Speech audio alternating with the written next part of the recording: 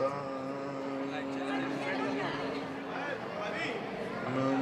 सिद्धाणो नमो वायव्याणो नमो वक्षायाणो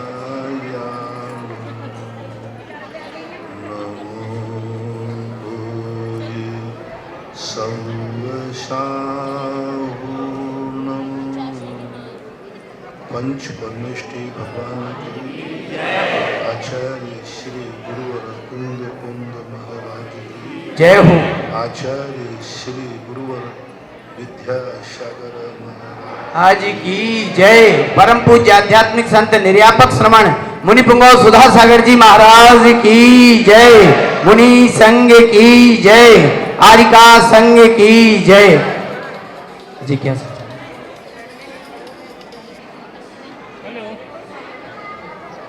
ओम शांति शांति।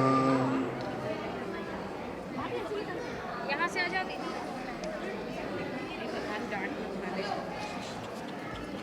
गुरु का जो वचन होता है वो गुरु ही मुख होता है। गुरु जब मौन होते हैं उसमें आगम चक्षु साबित होता है, क्योंकि जब गुरु साक्षात वह भी आदेश दे रहे हो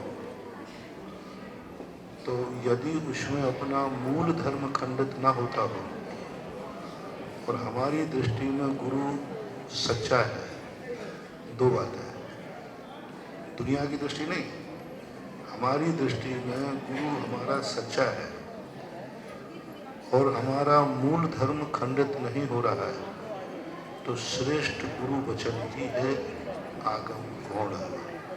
क्योंकि आगम, हम आज सुबह कहा था ना, 7 कोर्स है हमारे और गुरु उसी कोर्स को समझाते हैं। तो जब वो हमें समझा रहे हैं, कह रहे हैं, तो हमें उनके वचन को मुख्यता देना पड़ती है, देना ही चाहिए।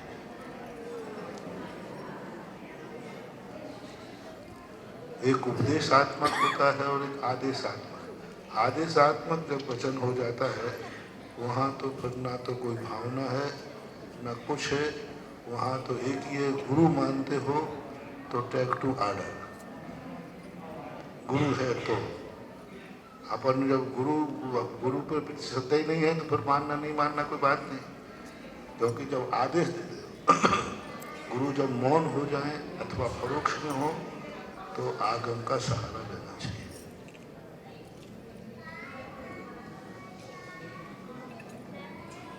सभी जीवों को अपने कर्मों का फल मिलता है। तो सीता जी की जीव ने पूर्व भाव में अपवाद किया था तो उनको उनका फल मिला, पर आगम में कहाँ उल्लेख आता है, ऐसा कौन सा ग्रंथ है जहाँ हमको ये मिल जाए कि रामचंद्र जी ने ऐसा क्या किया था जो उनको 14 वर्ष का वनवास मिला? ऐसा कोई आगम नहीं। कुछ शास्त्र है, कुछ कथन ऐसे हैं, जैसे रामचंद्र जी का हुआ, पारसनाथ के 10 भव का जो उपसर्ग चला, ये कौन से कर्म का उदय था? आगम इसमें कहीं मिलता नहीं, पर ये है, इतना जरूर मिलता है। उज्ज्वल विद्यानंद जी महाराज ने श्लोक वार्तिक में कहा, जब अन्नमति ने प्रश्न उठाया तो उन्होंने कहा कि कुछ ऐसे होते हैं जो कार्य को देख करके कारण का अनुमान किया जाता है। ऐसा कार्य हुआ है तो जरूर ऐसा होगा, क्योंकि बिना कारण के कोई कार्य होता। अब कारण हमें मालूम नहीं है लेकिन कार्य देखा जा रहा है। जब कार्य देखा जा रहा है तो नियम से उस संबंधी कारण जरूर था, इसलिए कार्य को देख करके कारण का अनुमान लगाना चाहिए। जब उनको दुख मिल रहा है और उनके राज गद्दी में विघ्न आया, नियम से कोई ना कोई कारण जरूर था, अन्यथा ऐसा हो ही नहीं सकता। ये उन्होंने श्लोक वार्तिक के अंदर ऐसा कहा है। नमस्ते महाराज जी। महाराज जी, ये विषय इसी से संबंधित है कि कर्म का फल मिलता है तो भाव प्रत्यय अवधि ज्ञान होता है, तो नारकियों को, देवों को तो अवधि ज्ञान से मालूम हो जाता है, मनुष्यों त्रियंचों को नहीं होता। तो ऐसा कुछ यहाँ भी होना चाहिए कि सीसी कैमरा साथ में आए, ताकि जो फल मिल रहा है सब जान सके कि तुम्हें इसी का फल मिल रहा है। अपन ने इतना पुण्य किया होता ना तो अपन अनुगामी अवध ज्ञान लेके आते, लेकिन अपना जो ज्ञान था अनुगामी उन्हीं का बनता है जो किसी स्वार्थ से, किसी विशेष से ज्ञान न करके जीवन पर्यंत क्या भवांतरों के लिए करते हैं। कोई ज्ञान प्राप्त करता है, जैसे अपन ने कोई ज्ञान किया प्रवचन के लिए, उदाहरण दे रहा हूँ, ये गाथा क्यों पढ़ रहे हो, आज प्रवचन करना है। ये नोट्स क्यों बना रहे हो, आज प्रवचन करना है। तो वो प्रवचन तक ही रहेगा, बाद में भूल जाओगे। विद्यार्थी को परीक्षा के लिए पढ़ता है, जो पेपर उसने अभी दिया 2 दिन बाद उसको फिर वही पेपर दे दिया जाए तो, क्योंकि उसका पढ़ने का उद्देश्य क्या था, पेपर। तो अपना उद्देश्य यदि इसलिए हम जो ज्ञान प्राप्त करें वो केवल ज्ञान प्राप्त करने के लिए करें, मुक्ति के लिए करें, जीवन चलाने के लिए नहीं, प्रवचन के लिए नहीं। हमारा कोई भी ज्ञान हो ये हो उसमें कि मुझे केवल ज्ञान प्राप्त करना है, मुझे मोक्ष प्राप्त करना है, तो ऐसा ज्ञान भवांतर में अनुगामी होता है। जैसे देवताओं को कोई वहाँ स्कूल कॉलेज नहीं है, लेकिन शुद्ध ज्ञान है कि नहीं। अंतर मुहूर्त में जन्म लेते ही देवताओं को द्वादशांग का ज्ञान हो जाता है। कुछ देवताओं को 9वें ग्रेविक आदि में एक अंतर मुहूर्त में, शौधर्मंद आदि जैसे बनते हैं ना, एक अंतर मुहूर्त में पूरा द्वादशांग का क्षोभ हो जाता है। वहाँ कोई पढ़ाने वाला नहीं है, कोई उपदेश नहीं। क्यों? इन लोगों ने यहाँ जो स्वाध्याय किया है वो स्वाध्याय मात्र किसी पर्पज से नहीं किया, केवल ज्ञान के लिए, मोक्ष जाने के लिए, जीवन में उतारने के लिए। तो ऐसा ज्ञान हमारा अनुगामी होता है। अगर ऐसा होता तो संवेग उत्पन्न होता कि ऐसा काम अब नहीं करेंगे। यदि ऐसा भाव करेंगे कि हमें ज्ञान प्राप्त हो जाए जिससे हम सब जान सकें, तो ज्ञान प्राप्त नहीं होगा। सर्वज्ञ भगवान यदि ये भाव आ जाए कि मुझे केवल ज्ञान इसलिए चाहिए जिससे मैं तीनों कालों की त्रिकाल पर्यायों को जानूं, तो उनको केवल ज्ञान कभी नहीं होगा। अपने लिए संवेग उत्पन्न हो, इसके लिए सम्यक दर्शन करेंगे करेंगे।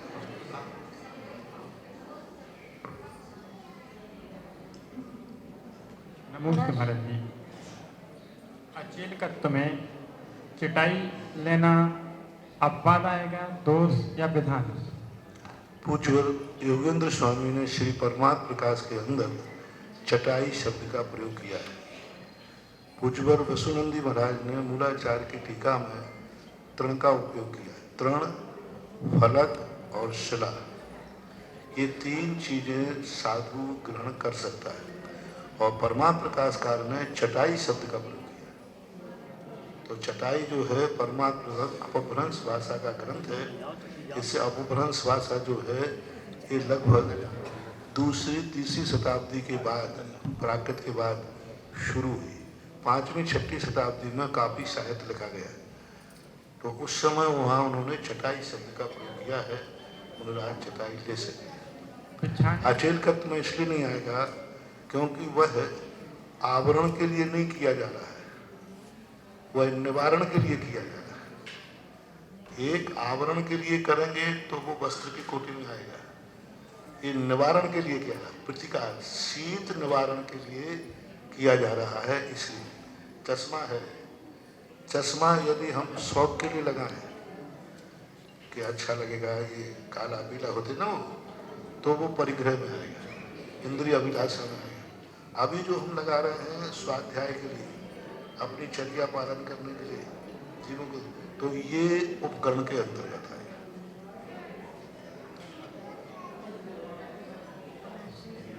आज आपने बताया कि जो भी हम ज्ञान करते हैं उसको लक्ष्य के लिए लेकर के करते हैं, और एक दिन बताया था आपने कि जो आवश्यक करते हैं, जैसे सामायिक करते तो सामायिक के लिए नहीं, प्रतिक्रमण करते तो प्रतिक्रमण के लिए नहीं, वो कल्याण के लिए या दोष निवारण के लिए या सिद्धि प्राप्त करने के लिए। तो यही सब जगह लगाना है। अभिप्राय क्या है, किसके लिए कर रहे हैं, सामायिक कर रहे हैं किसके लिए? बचने के लिए साबद्ध से बचना, क्यों बचना चाहते साबद्ध? मोक्ष मार्ग का कम्मक्षय निमित्त, मूल सर है कर्मों का क्षय और मोक्ष की प्राप्ति के लिए जो क्रियाएं हमारी हैं वे सम्यक है, बाकी और जो है वे सम्यक कोटि में नहीं है। वर्धमान चारित्र जो बोलते हैं तो उसमें उपवास यदि प्रारंभ में 6 महीने में किया तो हर बार फिर उससे बढ़ा के लिए करना पड़ेगा, उससे कम में नहीं कर सकते। वर्धमान चारित्र में बाह्य तप को नहीं ले सकते, बाह्य क्रियाओं को नहीं ले सकते, क्योंकि आगम में ऐसा कोई उल्लेख नहीं है कि ऋषभ देव पहले 6 महीने में उठे तो दूसरी बार में 7 में उठे हों, 8 में उठे हों। वर्धमान में तो बढ़ना चाहिए ना, ऐसा आगम वचन नहीं है। वर्धमान चारित्र का अर्थ हमारे यहाँ बाह्य चारित्र को हमारे यहाँ चारित्र कहा भी नहीं। हमारे यहाँ 5 चारित्र हैं। 5 चारित्र में जो सामायिक चारित्र तीर्थंकरों का होता है, छेदों पर स्थापना तीर्थंकरों की नहीं होती। हालांकि वे छठे गुण स्थान में आते, छठे गुण स्थान में आना मात्र छेदों पर स्थापना नहीं, वो भी शुक्र ध्यान करते, प्रतिकत्व वितर्क विचार ध्यान वो भी करें, लेकिन वो छेदों पर स्थापना नहीं है, क्योंकि उनकी विशुद्धि घटी हुई नहीं रहेगी, विशुद्धि बढ़ी हुई रहेगी। बाह्य क्रियाओं में यदि हम लेंगे तो फिर ये महावीर स्वामी वगैरह जिस स्थान पर एक बार गए वहाँ उनका द्वारा विहार नहीं होना चाहिए, लेकिन हुआ है। तो वर्धमान चारित्र का अर्थ विशुद्धि। बाह्य चारित्र को लेंगे तो फिर आगम से बहुत सारी बाधाएं आएंगी।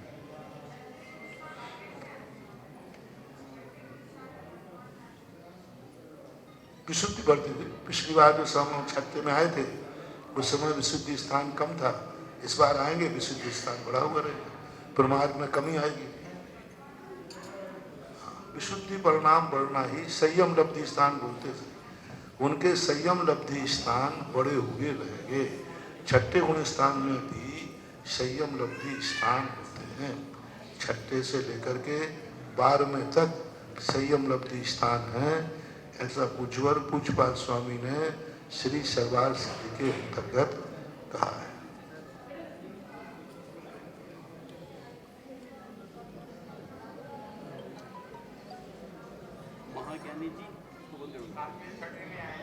गिरा हुआ नहीं माने, वो छठे गुण स्थान का तो बड़ा हुआ रहेगा, लेकिन छठे 7 में आना वो तो नियोग है, वो स्वयं नहीं गिर रहे हैं। छठे में जो पूर्व में था, मान लो 2 नंबर का छठे में था, तो अब की बार आएंगे तो 3 नंबर की विशुद्धि होगी। प्रमाद के असंख्यात लोग प्रमाण भाग हैं, तो उन प्रमादों में उनका प्रमाद हीन हो जाएगा, कम। सत्य में आने का मार्ग छेदों की स्थापना नहीं, क्योंकि शास्त्रों में सामायिक चारित्र छठे 7वें गुण स्थान में कहा है। तीर्थंकर छठे 7वें में झूलते हुए भी वो सामायिक चारित्र में होते हैं। छठे गुण स्थान में आना छेदों की स्थापना नहीं है, वो भी सामायिक है। यानी जब से उन्होंने दीक्षा ली 1000 वर्ष तक, 1000 वर्ष तक वो सामायिक चारित्र में ही रहे, सामायिक में नहीं। सामायिक अलग है और सामायिक चारित्र, सामायिक तो अभव भी कर देता है, सामायिक तो अभव भी कर लेगा, मिथ्या दृष्टि भी कर लेगा। हाँ, क्योंकि अभव के 28 गुण हो सकते कि नहीं, तो सामायिक कर लेगा। लेकिन सामायिक चारित्र अलग है और सामायिक अलग है। यानी सामायिक चारित्र प्रवृत्ति में भी चल रहा है, आहार ले रहे हैं तब भी सामायिक चारित्र चल रहा है, चल रहे हैं उठ रहे बैठ रहे तब भी सामायिक चारित्र चल रहा है। सामायिक चारित्र का इतना ही अर्थ है उनका जो स्थान था उससे गिरा हुआ नहीं आएगा। और छेदों की स्थापना का अर्थ होता है अभी हमारी विशुद्धि 5 नंबर की थी, दूसरे क्षण में हमारी विशुद्धि गिरकर 3 नंबर पे आ गई, अभी छेदों की स्थापना नहीं। वर्धमान चारित्र माना यही वर्धमान चारित्र है। वर्धमान चारित्र का अर्थ नहीं है गुण स्थान पर तो आगे गुण स्थानों से वर्धमान चारित्र का कोई मतलब नहीं है। विशुद्धि परिणामों से मतलब है कि उनका विशुद्धि परिणाम जिस गुण स्थान में है उस गुण स्थान में बढ़ा हुआ है, घटा हुआ है। अपन लोगों का घटेगा। अभी एक क्षण में बहुत विशुद्धि भाव हो जाए, दूसरे क्षण में विशुद्धि भाव घट जाता है। छेदु प्रस्तावना, छेदु प्रस्तावना 9वें गुण स्थान तक चलती है, 6 से लेकर के 9वें तक छेदु प्रस्तावना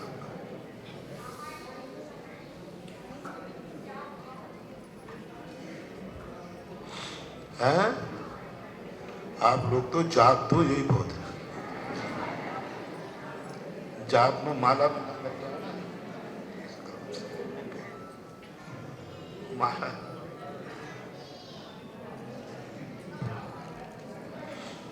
जाप में मन लग जाए आप लोगों का ना, तो समझ लो ना बहुत अच्छी सामयिक हो गई।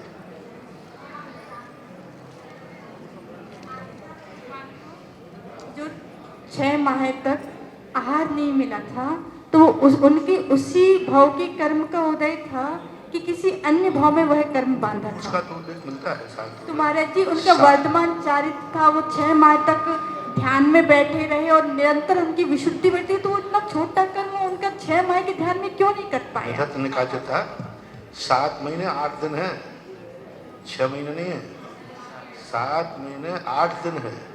दीक्षा तिथि से अक्षय तृतीया का भी बनाएंगे ना, तो 7 महीने 8 दिन होता है।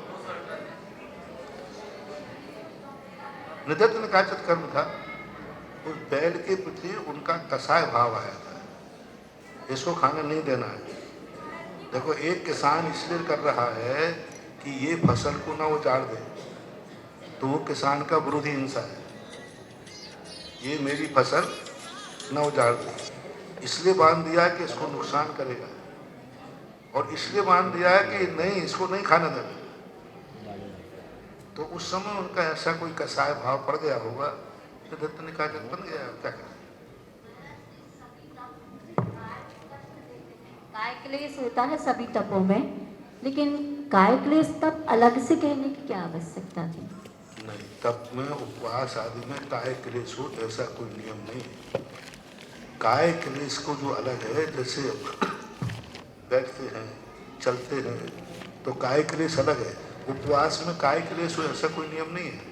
अमोदर में काय क्लेश हो ऐसा कोई नियम नहीं। रस परित्याग में काय क्लेश हो ऐसा कोई नियम नहीं। हो सकता है, लेकिन काय क्लेश अलग चीज है।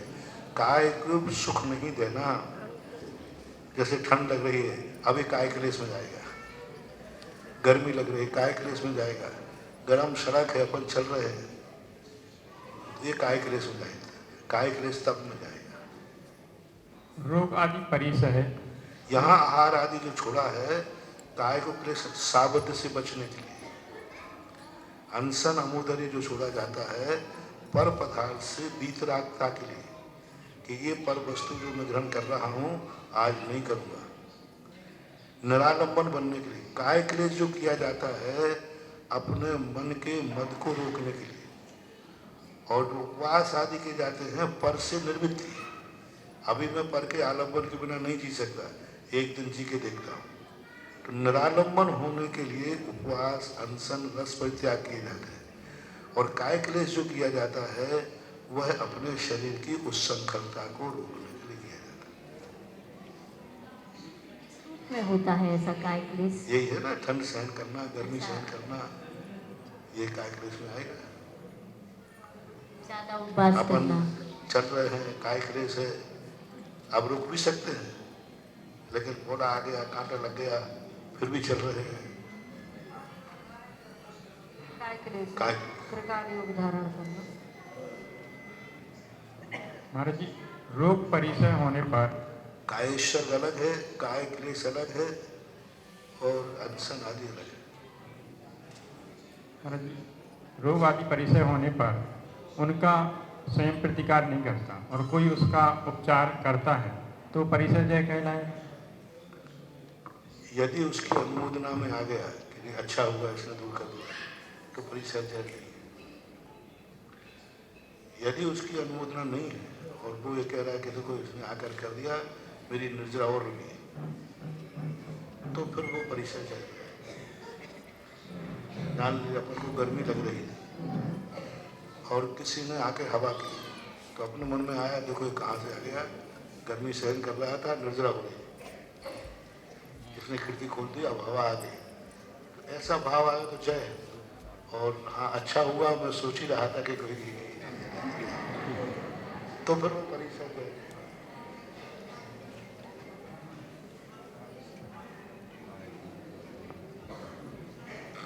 तो फिर कोई भी व्यक्ति ऐसा नहीं होगा जो अपनी पूरी आयु भोग के जाता हो। बात आयु कर्म की उदीर्णा छठे गुण स्थान तक होती है, तो संसार में कोई भी प्राणी फिर अपनी आयु को पूरा नहीं भोगता होगा। ऐसी बात नहीं है, क्योंकि तीर्थंकर आदि जो है देवता है, नारकी है, वो आयु कर्म की स्थिति उदितना नहीं करती, निश्चित उदितना करती, अनुभाग उदितना, प्रदेश उदितना, ये दो उदितना है जो संसार का प्रत्येक करता नहीं है, प्रत्येक बस ये जो आयु निश्चित उदितना, क्योंकि श्वास लेगा व्यक्ति के नहीं उस समय आयु कर्म निश्चय में कुछ नहीं होती, कुछ भी करे अपन बोल रहे आयु कर्म वहाँ तो निश्चय को देना तो होगी, अनुभाग उदितना भी हो, लेकिन स्थिति उदितना हो, उनके देवता होते हैं।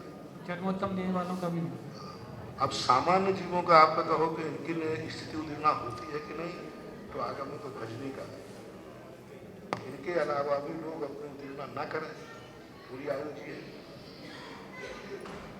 अनवरत आयु को छोड़ करके भी सामान्य जीवों के लिए भजने सब कर भी सकते हैं, नहीं भी जो है ना सकते। उदितना होती है, कारण है एक सांस में 8-10 बार जन्म मरण तो नहीं। उसमें भी कम कर लेता है वो। ये 8-10 बार तो जो है उनका उत्कृष्ट काल है, जघन्य काल तो और कम है। सूक्ष्म गोदिया जीव का भी अकाल मरण है कदलीकाल।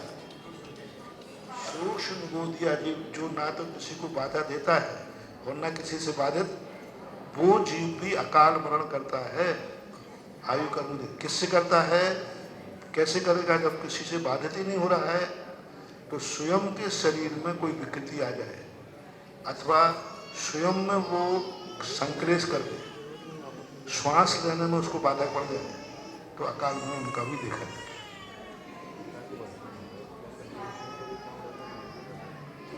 ये तो सामान्य 24वां काल, इनमें भी त्रिपुटी पड़ती है। आयु बंध जो है ना, एक श्वास के 18वें भाग में भी 8 बार आयु बंध का समय मिलता है उनको भी। हाँ, 8 अवकर्ष काल पड़ेंगे उनके लिए। अब अपन को लग रहा है कि वो छोटा सा है, 8 अवकर्ष क्या कहलाते हैं? देवताओं का, नारिकियों का और भोग भूमि का, इनके अपकर्ष काल जो पड़ते हैं वो 6 महीने में पड़ते हैं, इनका 9 महीने में पड़ता है। और इनके जो निगोदी आदि का हैं, इनके 3 बार 8 अपकर्ष काल पड़े। नमोस्तु महाराज जी। सूर्य चंद्रमा सुमेरु पर्वत से कितनी दूरी से प्रदक्षिणा देते हैं?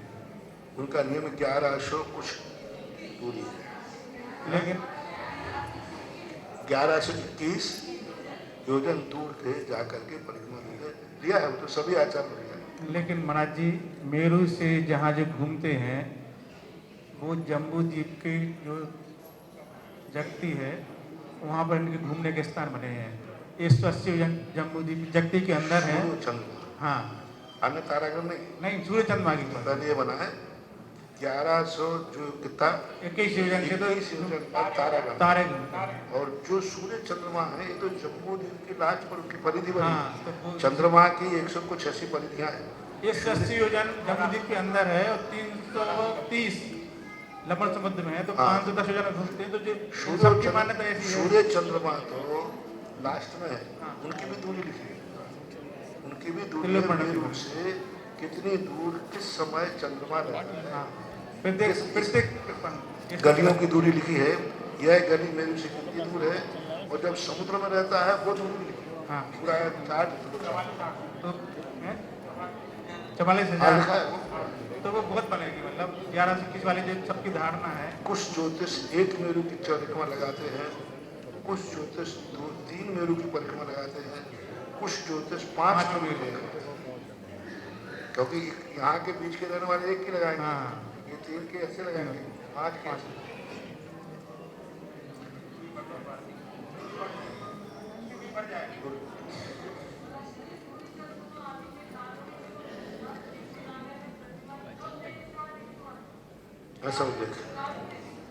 ऐसा उल्लेख है। और 500 धनुष की होगी क्या तारों में, जो जिन प्रतिमा 500 धनुष? अकृत्रिम चैत्यारों के संबंध में एक मत के अनुसार सभी में 108 मूर्ति हैं, अरहंत और सिद्ध दोनों की 500। लेकिन कई आचार्यों ने ऐसा उल्लेख नहीं लिखा। उन्होंने अकृत्रिम चैत्यालय में 500 धनुष प्रमाण मूर्ति है एक वचन का प्रयोग किया। तो अब इसके लिए क्या माना जाए, ये विचार में, क्योंकि सभी अकृत्रिम चैत्यालयों में 108 मानने में दिक्कत ही जाएगी। मध्यलोक के अंदर जो 108 की प्रतिमा मनाते हैं, तो वहां पर विचार नहीं। जैसे विजयार पर्वत पर भी अकृत्रिम चैत्यालय है, कुछ कनकगिरियों पे अकृत्रिम चैत्यालय है, गजदंतों पर भी अकृत्रिम चैत्यालय है, मेरु आदि। तो अब यहाँ पर ये लिखा है 5 मेरु 80 जिन धाम, तो 80 जिन बिंब का उल्लेख मिला। तो अब यहाँ क्या कहेंगे? नहीं, जिन धाम ना मंदिर, लेकिन मूर्तियों का भी यही है, 80 मूर्तियां हैं। एक मेरु संबंधी 16 और दो गजदंत वाले 20 मिलते हैं। तो ये भी उल्लेख है, 20 जिनालय हैं, जिन बिंब हैं। तो 108 का भी है।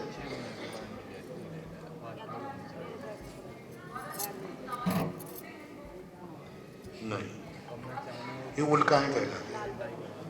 विज्ञान लोग भी इसको उल्का मानते हैं, अपने यहाँ भी उल्का है। भद्रबाहु स्वामी महाराज ने भद्रबाहु संहिता के अंदर इनको उल्का शब्द का प्रयोग किया है और इनके फल भी लिखे हैं। किस दिशा में किस समय उल्का का टूटा है, उसका फल भी उन्होंने उल्लेख किया है। उल्काएं क्या कहलाते हैं? घर्षण। आकाश में भी बहुत सारे बहुत गलत परमाणु हैं, हवाओं में टकराते हैं, टकरा करके वो अग्नि के तिलके बन जाते हैं। इसका उदाहरण ले लो ना, वो चकमक बटैया होती है ना, तो अपन चकमक यूं करते हैं, उसका एक तिलका उछट करके अपन को दूर दिखता है, ऐसा। सही कि इक्ष्वाकार पर्वत सही है। सही नाम क्या है? इक्ष्वाकार पर्वत है कि ईश्वाकार पर्वत है? ईश्वकार, ईश्वाकार, धनुषाकार। उन्होंने ईश्वाकार, क्योंकि अब वहाँ उन पर अकृत्रिम चैत्यालय है ना, वो भक्ति पढ़ते ना अपन लोग, चैत्र भक्ति। चैत्र भक्ति के अंदर वर्षेशु वर्षांत में एक ईश्वाकार आया है, वहाँ भी जनालय है। तो ईशु है ना धनुष, इक्षु नहीं लगे।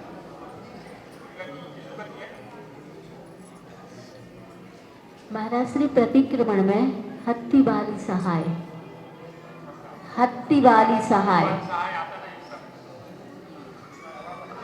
हत्ती वाली सहाय,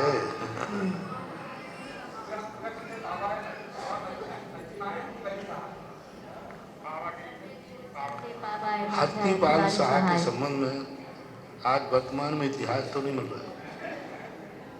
उदयगिरी खंडगिरी के अंदर जो शिलाएं हैं, वहां भी हस्तिपाल शब्द का एक शिलालेख मिला है। उदयगिरी खंडगिरी में वहां के राजा का नाम हस्तिपाल था, ऐसा शिलालेख है। और दूसरा हस्तिनागपुर, तो इसको बोलते हैं हस्तिनापुर को। तो अब ये नहीं कह सकते हैं कि वो कौन था, क्या था। सभा में मतलब कोई मुनिराज में क्या मोक्ष को प्राप्त हुए, क्या हुआ? आरतीबाल सभा ने, आरतीबाल सभा का कोई स्थान है, जैसे राजा खंडेल की सभा का स्थान बना है उदयगिरी खंडगिरी। जब हम लोग गए थे ना, उस समय जो वहाँ का राजा था खंडे, वो खारवेल, उसकी एक सभा बनी हुई है और आज वो जंगल के अंदर है। नहीं बोले, एक उनके महल के बाहर एक उनका सभा स्थान बना है, सभागृह आज वो जंगल में है। तो हो सकता है ऐसा कोई हस्तिपाल राजा रहा हो और वहां से किसी ने मोक्ष प्राप्त किया हो। आज वर्तमान में तो उपस्थिति नहीं है।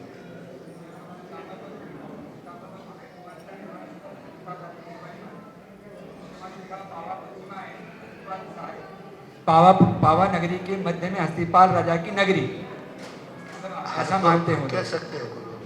आज वर्तमान में उसका अस्तित्व नहीं मिल रहा है, वर्तमान में वो नाम नहीं मिल रहा है।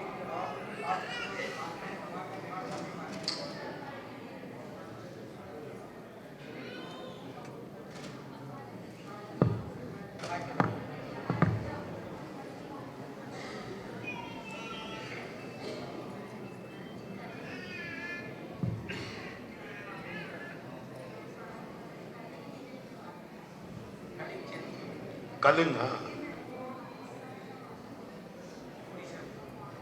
इतिहास नहीं, इतिहास कुछ महाराज श्री जी नमोस्तु। कहते हैं आचार्य श्री मानतुम स्वामी को 48 तालों के अंदर रखा गया था, तब उनने भक्तामर स्तोत्र की रचना की थी।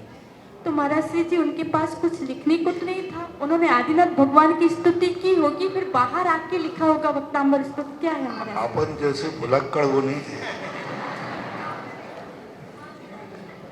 अपन लोगों को तो क्या है कि लिखना पड़ता है, उनका समय ऐसा रहा होगा। दूसरी बात है कि ये जो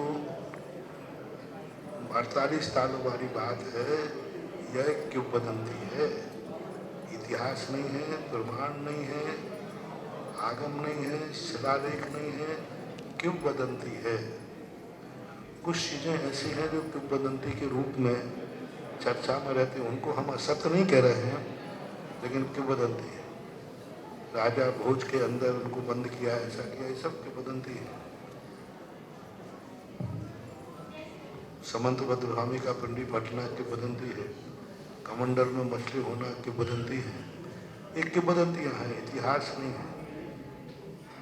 इतिहास जब कहलाता है उनके समय इतनी बड़ी घटना घटी हो और किसी ने उसका उल्लेख नहीं किया, सैकड़ों सालों के बाद उल्लेख किया, उनको 48 सालों में बंद किया गया, ये 7वीं शताब्दी की घटना थी और उल्लेख किया गया 16वीं शताब्दी में। तो इतने सालों तक उसका उल्लेख क्यों नहीं किया गया? 16वीं शताब्दी के अंदर इस बात को उजागर किया गया कि उनको 48 सालों के अंदर बंद किया गया, तो बीच में कितने वर्ष निकल गए? क्यों कम किया, इतना गायब क्यों किया गया? ऐसी बात है।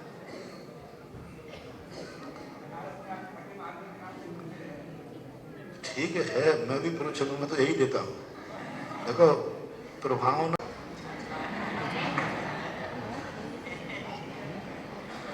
फिर निर्णय किया जाएगा, है ही नहीं तो प्रेरित कहते।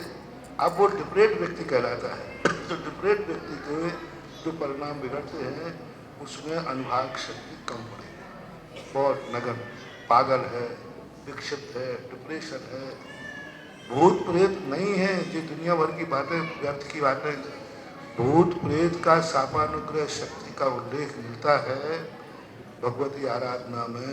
पूज्य रवि शरण महाराज ने पद्म पुराण में कहा, वो अलौकिक कार्य करेगा। यदि उसको छत पे से गिरा दो, वो नीचे नहीं गिरेगा, अधर में रुक जाएगा। किवाड़ में तो कमरे में बंद कर दो, बाहर से आकर आपका किवाड़ खोलेगा नहीं, वो बाहर आ जाएगा। ये जो हु करते हैं, ये सब भूत प्रेत नहीं है। ये उसको हम ये नहीं कह रहे वो पाखंड कर रहा है, डिप्रेशन। उसको दिखता भी है बराबर, देखो ये सांप जा रहा है, जहाज जा रहा है। क्या होता है इसमें? अपने मस्तिष्क में रात्रि में स्नायु जागते हैं सोते समय। अपन आंख बंद के सोते हैं, लेकिन समय शिखर की वंदना कर सकते हैं कि नहीं? साक्षात अनुभव में क्या आ रहा है? देखो, गर्दन पर बेटों का गए कुंदरा सब दिखा है, लेकिन वस्तुता वो कहाँ पड़ा है? सो रहा है। तो अब इतनी ताकत कहाँ से जाग गई कि आंख बंद है और आंख से दिख रहा है, मुंह बंद है और बोल रहा है, हाथ पैर शिथिल पड़े हुए हो फिर भी चल रहा है। तो ये अनुभव कहाँ से होता है? ये रात्रि में सभी के स्नायु ऐसे जागते हैं, किसी किसी के दिन में जाग जाते हैं, और दिन में जिसके जाग जाते हैं वो जागता हुआ दिख रहा है, देखो वो सांप जा रहा है, देखो वो जहाज जा रहा है, तो उसको दिखते हैं। ये मस्तिष्क की बीमारी है।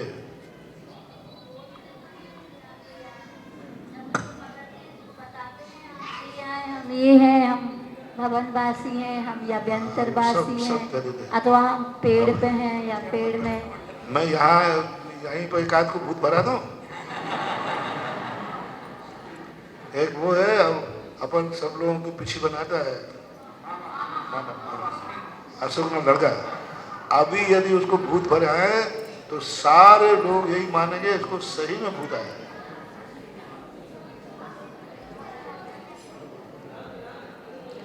बीमारी है, इसको हम ये नहीं कहेंगे पाखंड कर रहा है। 90% में बीमारियां होती हैं डिप्रेशन की।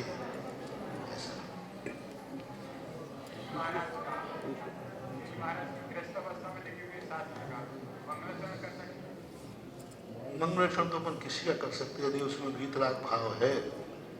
3 भुवन में 4 आदि छगाला का है।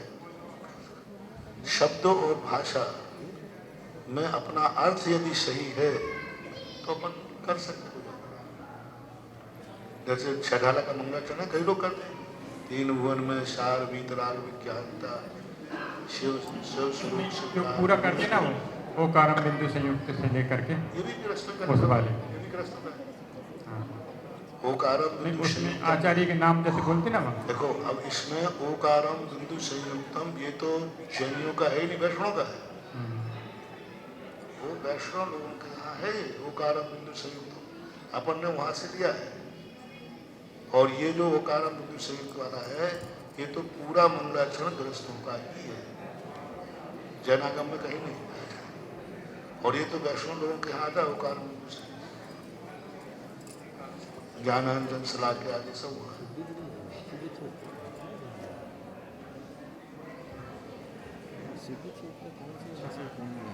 तो कोई चीज बुद्धि में ऐसी होती है, शब्द है, वो शब्द किसी व्यक्ति की निधि नहीं होती, ये सार्वजनिक होते हैं। अब जैसे ब्रह्मा शब्द है, शंकर शब्द है, ये वैष्णव लोगों के भगवानों के नाम है कि नहीं? और अपने यहाँ भक्तांबर में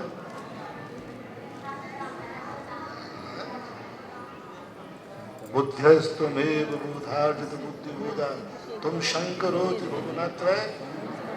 अब शंकर कहा भगवान, आप ही शंकर हैं। अब उनके यहाँ तो शंकर भगवान ये शब्द कहलाए।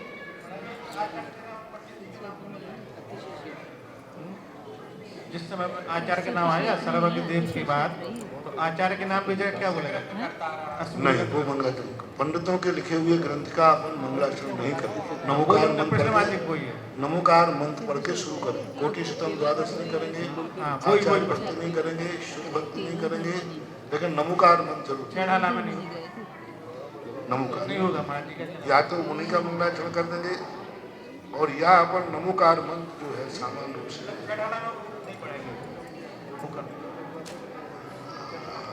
आज नहीं नहीं नहीं अपन लोग इसलिए नहीं करेंगे क्योंकि ओम शांति पंडितों की परंपरा नहीं होती है, परंपरा आचार्यों की होती है, पंडितों की परंपरा नहीं।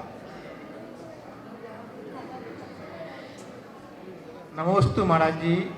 निर्माण भक्ति में देखा है कि भगवान महावीर स्वामी को ऋजु गुला नदी तट पर केवल ज्ञान हुआ था। शंका यह है महाराज जी कि वहाँ पर समोसनी रचना नहीं हुई क्या? और इसमें एक प्रश्न और है, राजगिरही नगर में विपुलाचल पर्वत पर देशना हुई, क्या 66 दिन राजगिरही पर्वत पर समोसना लगा रहा या 66 दिन बिहार होता रहा फिर विपुलाचल पर्वत पर आकर देशना? इसके संबंध में जो ऋजुकुला नदी का भाव किया, इसके संबंध में काफी चर्चा है। इसको देख करके ऐसा प्रतीत होता है कि वहाँ पर विहार होता रहा 66 दिन इस ऋजुकुला नदी का। लेकिन जब इंद्रभूति गणधर की जब बात आती है तो इंद्रभूति गणधर ने राजगिरी पर ही जाकर इंद्रभूति गणधर का जो प्रवेश हुआ वो राजगिरी पर हुआ। वो अपने 11 भाइयों के साथ इंद्रभूति आगे है तो वो उनका प्रवेश किया। तो ये तो निश्चित है कि प्रथम देशना राजगिरी में हुई। अब वो 66 दिन तक वही सकुशल रहा, ये भजनी है, क्योंकि जब केवल ज्ञान की बात आती है तो ये तो निश्चित है कि इंद्रभूति का प्रवेश ऋजुकुला नदी में नहीं। इससे सिद्ध होता है कि विहार हो सकता है।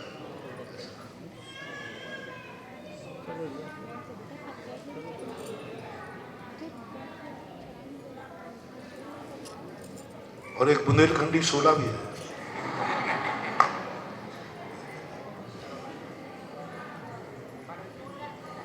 ऐसा कोई विशेष नहीं है, सामान्य 16 टच होता है, 16 हानि का रुपये होता है, तो अब कुछ भी बना सकते हैं, नियोग है, नियत से। 17 होता तो भी अपन यही प्रश्न करते हैं।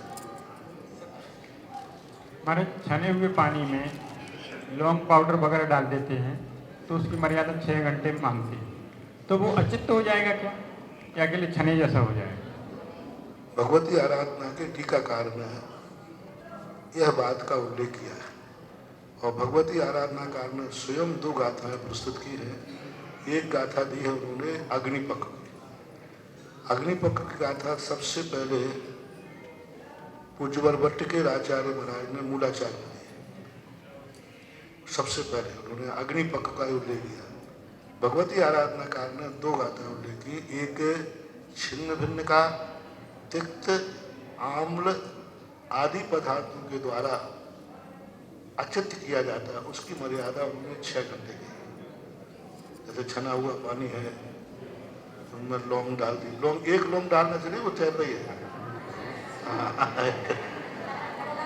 उसका स्वाद बदलना चाहिए, कलर बदले, स्वाद बदले, तब कहीं तिक्त पदार्थ है, आम्ल पदार्थ है, नींबू आदि है, इनके द्वारा मर्यादा का उल्लेख भगवती आराधना काल में प्रयोग किया।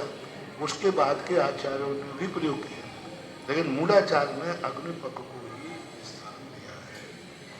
अब मुनिराजों के योग जो आहार की बात, पानी की बात कही, मुनिराज तो अग्निपक का प्राशुक ही चल लेंगे, इनके द्वारा जुड़ा हुआ नहीं गृहस्थ ले सकते। महाराज जी नमस्ते। गुरु निर्ग्रंथ होते हैं, वस्त्रधारी को गुरु मान सकते या नहीं? नहीं मानता। यदि वस्त्रधारी को गुरु मानता है तो गुरु मूढ़ता के अंतर्गत आएगा। कोई भी वस्त्रधारी, वो एलक छुलक भी हो सकता है, आरिका भी हो सकती है, गुरु के रूप में। आरिका के रूप में, छुलक के रूप में मान रहा है तो मिथ्यात्व नहीं है, लेकिन गुरु के रूप में मानता है। गुरु यानी मोक्ष मार्ग का रूप। अब सामान्य गुरु तो लोग पढ़ाने वाले को भी गुरु कहते हैं।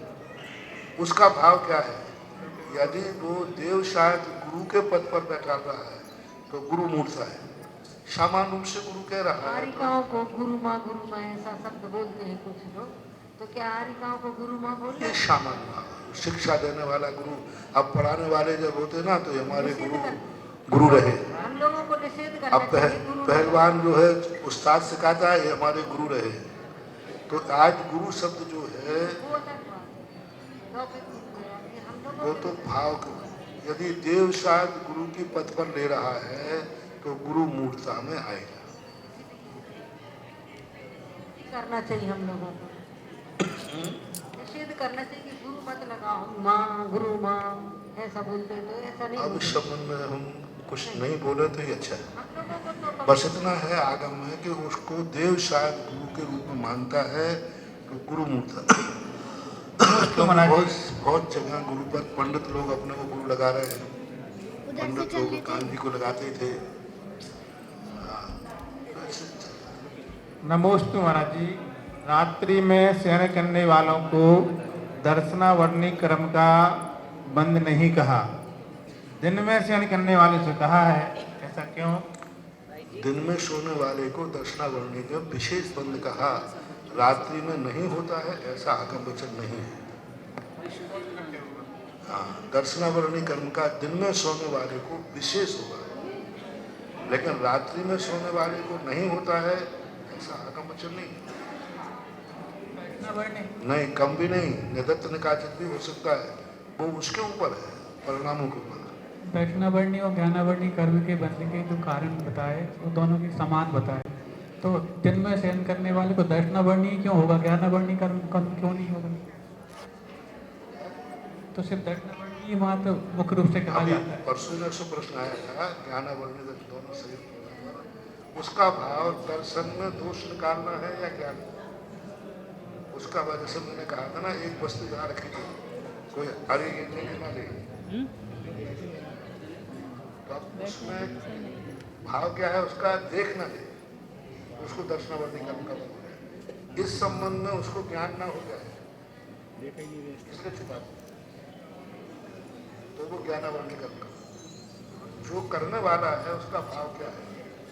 देखना भी तो जैसे नेत्र का ज्ञान है, दर्शनावर्ती तो दर्शन सामान्य अवलोकन। हमारे अभिप्राय वो कुछ भी करे, हमारे अभिप्राय में बात को देखने का, जैसे बच्चे वो छिलो खेलते ना, तो जब छुपता है वो, तो उसका भाव क्या है, मेरे संबंध में ज्ञान न करे या मुझे देखे देखना, तो ये भाव क्या, तो नहीं तो देखना अपने भाव मान लो, तो देखने में भी तो उसका नेत्र संबंधी ज्ञान न कर पाए। ये व्यक्ति मेरे संबंध में कुछ भी ना सोचे, उस समय दर्शन अचक्षु दर्शन हो गया, मन संबंधी अचक्षु दर्शन हो गया। अचक्षु दर्शन नेत्र को छोड़कर अन्य इंद्रियों और मन से होता है कि नहीं। दर्शन के तो 4 भेद बताए, चक्षु अचक्षु इत्यादि, तो चक्षु के लिए ही मात्र दर्शन के लिए अलग ले दिया, बाकी 4 इंद्रियों को अचक्षु में ले लिया। अचक्षु में ये बात ये व्यक्ति नहीं सुन रहे, अचक्षु में 4 इंद्रियों को ले लिया, चक्षु में चक्षु इंद्रिय को ले लिया, तो चक्षु में ऐसा विशेष क्या है कि मात्र उसके लिए तो अलग से दर्शन का दिया शब्द, लेकिन बाकी 4 इंद्रियों के लिए अलग से शब्द न देकर एक में गर्भित कर दिया चक्षु में, ऐसा क्या नहीं। अचक्षु इसलिए कहते हैं कि चक्षु का देखना लोक प्रसिद्ध है, कानों से देख रहा है ऐसा कोई नहीं कहता, कानों से देख रहा है ऐसा कोई नहीं कहता, आंखों से देख रहा है, इसलिए चक्षु दर्शन को अलग से कहा। बल्कि अपन लोग कान से भी देखते हैं, क्योंकि अपने यहाँ देखने का नाम दर्शन नहीं है, सामान्य सत्ता तो जब सामान्यम गहना भावानम लोग कट्टुमायानम। नमस्ते महाराज जी, क्या सौर सूतक में दान दे सकता है या नहीं? सौर सूतक में दान दे सकता है या नहीं? दान कौन सा दान? आहार दान, पात्र को कोई दान नहीं देगा, रुपया का दान दे सकता है। चौके वगैरह में जैसे कोई दान देता है लेना चाहिए है? कोई चौके में दान देने वाला, चौके आदि नहीं दे, चौके आदि में वस्तु को दान नहीं दे। पैसा वगैरह महाराज जी, अब उसमें भी चीजें हैं, जैसे उसके अंदर से अनाज आदि है, बाजार से ही आता है, तो इन सब चीजों में सूखी चीजें हैं तो बात अलग है, लेकिन दान के रूप में वो नहीं देगा।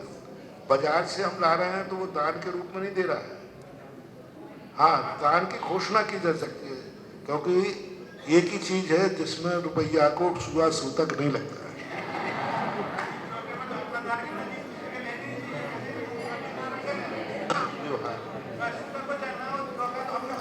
सही तो ही, लेकिन इनका व्यवहार में ऐसा चलता नहीं है।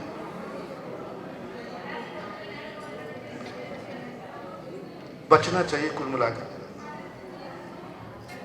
सूतक क्या है? वो ही अनाज 10 दिन तक या 13 दिन तक नहीं दिया जा सकता, अपने ही घर में रखा, और जैसे ही 10 दिन हुए वही अनाज दान दे दिया जाता है।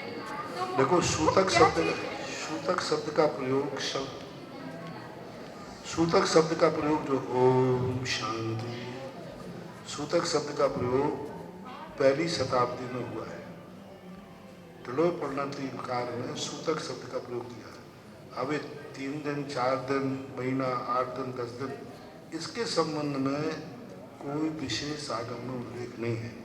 इसके लिए एक कोई पंडित हुए हैं, उन्होंने लिखा है, और एक महाराज हुए हैं, उन्होंने अंत में लिख दिया, जनपद शब्द के कारण से जहाँ जिस प्रकार का सूतक माना जाता हो वैसा मान लेना चाहिए।